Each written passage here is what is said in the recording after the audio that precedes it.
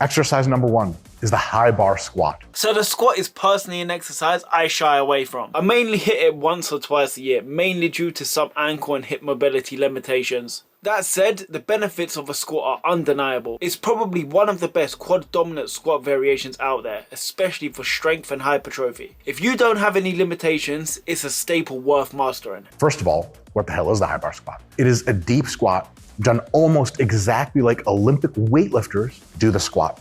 The bar sits very high on your shoulders, really close to your neck. You're gonna pinch your shoulder blades back, keep your chest elevated the entire time. Right, the bar placement is what sets it apart from a low bar squat. By positioning the bar on the traps, it naturally encourages a more upright torso, shifting more load to the quads and less in the hips. That upright posture also makes it easier to go deep, which is where the real growth happens. Your foot stance is really up to you. You're gonna push your feet out probably at about a 45-degree angle, plus or minus, however is comfy. You're gonna take a roughly shoulder width stance, though a little bit wider or narrower, based on preference, totally fine. There is no one size fits all here. What happens is comfort and depth without compromising your knees or your lower back. That slight turnout also helps open up your hips and makes it easier to keep your knees tracking properly during the descent. You wanna go as deep as possible for 2 very good reasons. One is that the more you stretch the quads at a high tension, the more they grow. And 2, the more mobility you can develop from this exercise, the less probability of injury you'll have in a bunch of daily tasks. And if you're into that sort of thing, it's gonna make you better at sports. Deep squat at long muscle length under tension are a proven recipe for hypertrophy, and that applies big time to the quads. But beyond aesthetics, the mobility gains you get from constantly squatting deeps translates into better movement mechanics in both daily life and athletic performance. So the squats have earned their place here. If you're enjoying this video so far, hit the like button and subscribe so you don't miss the next video. The sissy squat. The sissy squat is brutal, especially if you do it with the appropriate machine. To be honest, I've never actually used the proper sissy squat machine. I usually just support myself nearby on a machine or even walk. This is one of those movements I almost always superset, typically with something like the Smith machine squat or hack squat. I personally wouldn't do this alone as a standalone exercise, but it works perfectly as a finisher. You're gonna wanna stay as upright as you possibly can. Your chest pointed to the sky, your hips all the way through. So the upright torso is a game changer. So when your chest stays high and your hips are locked forward, you shift the load completely to the quads. It looks awkward, but when it's done right, it's one of the most direct ways to target that top tier quad shape. You're gonna go down really slowly as the pad rotates for you, and you're gonna get your knees forward and down as deep as possible, under control.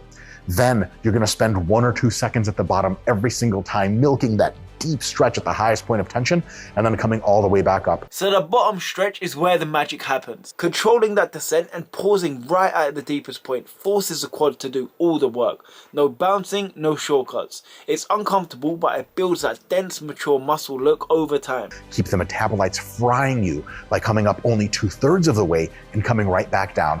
Slow on the way down, big pause, controlled on the way up. So partial reps like that are savage. By stopping short of lockout, you keep the tension constant and let the metabolites accumulate like crazy. Pair this with slow eccentrics and it turns into one of the most painful but effective quad finishers out there. So have you ever used sissy squats before? Drop a comment below. I'm curious to hear how you got on with them and how you use them. Size number 3 isn't my 3rd favorite, but it's absolutely in that tied for 1st. The hack squat. So the hack squat is my top 2 leg exercise movements with the leg press. The hack squat is a serious mass builder. It isolates the quad better than most movements while still allowing for controlled overload and intensity. If you're chasing leg growth, this exercise is a must. It is a very, very awesome exercise, especially if done right. Many of these exercises are done better for higher repetitions.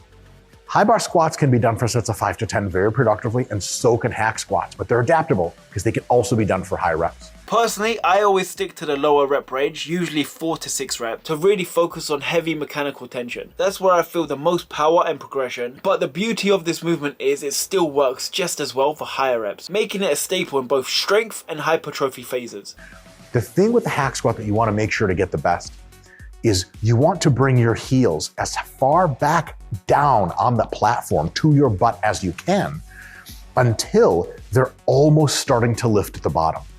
That way, you can still get tons of pressure off your heels, generate a ton of force, recruit the biggest fast twitch motor units in your quads and thus grow the most muscle, but at the same time, get the biggest bend in your knee, and thus put the most stretch under load onto the quads. So the deeper the knee flexion, the more stretch you get on your quad, and that's where a ton of growth happens. Positioning your feet on the lower platform lets you stay upright while maximizing quad tension. It's not just about load, it's about leveraging biomechanics to create more stimulus where it counts. So the hack squat is awesome. Take your time on the descent, spend about a second or two in the hole. You can come all the way up to breathe, especially if you like doing myo reps, or you can come up only 2/3 of the way and then back. Exactly, that controlled descent and pause at the bottom ramps up time under tension, which is crucial for hypertrophy. Myo reps and partials near lockouts are killer techniques that keep tension high and rest low. It turns every set into a growth driver. You don't need endless volume when each rep counts this much. So what is your favorite rep range for this exercise? Do you like the higher reps or the lower reps? Let me know in the comments below.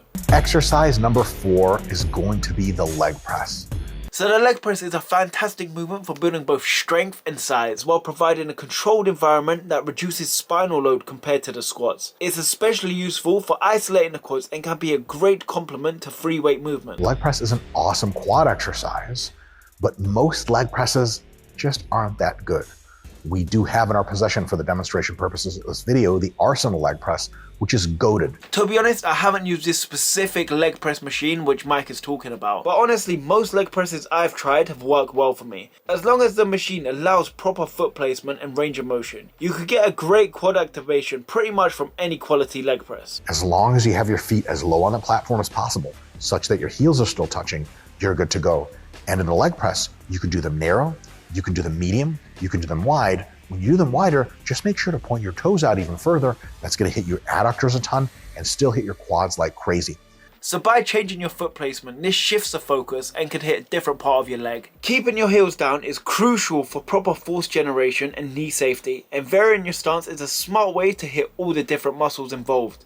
One of the tips I have for the leg press, especially if you're a mobile or flexible king or queen, is to try to have your tummy out, your chest up, and try to get your knees to get outside of your chest and tummy to hypothetically, theoretically, potentially aim to touch your shoulders. So that's a great cue and something many people overlook. The safety racks on the leg press allow you to push your depth without fear of getting stuck or failing, which is why they're so important. So they let you train safety at a deep range of motion and maximize muscle stretch and activation. All right, folks, our last exercise for today in my top 5 most favorite currently at this time in my life quad exercises is the belt squat. So the belt squat is an exercise I have never personally tried, but it's a great exercise, especially for targeting the quads while reducing load on the spine. It's great for lifters who want heavy quad work but need to limit back stress. The belt squat is an excellent tool. What you want to do is make sure that if the belt squat doesn't feel super hard at the bottom and easy at the top, you want to put some mats underneath your feet if you have access to them to get that lever point up. So the very bottom is where that squat is going to be the hardest. So that's a key technique tip. Raising your heels slightly changes leverage, making the bottom of the squat more challenging and increasing muscle tension when it matters most for hypertrophy. You're going to plug your belt in. You don't need a ton of weight for this. And you want to come up every time to about 2/3 of the way and come back down. That keeps the tension on the quads, racks up the metabolites in your legs, and really cooks the living fuck out of you. In the best way possible, of course. Staying in that partial range and maintaining constant tension is excellent for metabolic stretch, which is a huge driver for muscle growth, especially in the quads. So Mike's 5 favorite quad building exercises are now on the screen. Let me know in the comment section if you would swap any out, because I personally would. Let me know in the comment section your top 5 quad building exercises, hit the thumbs up, and watch this next video.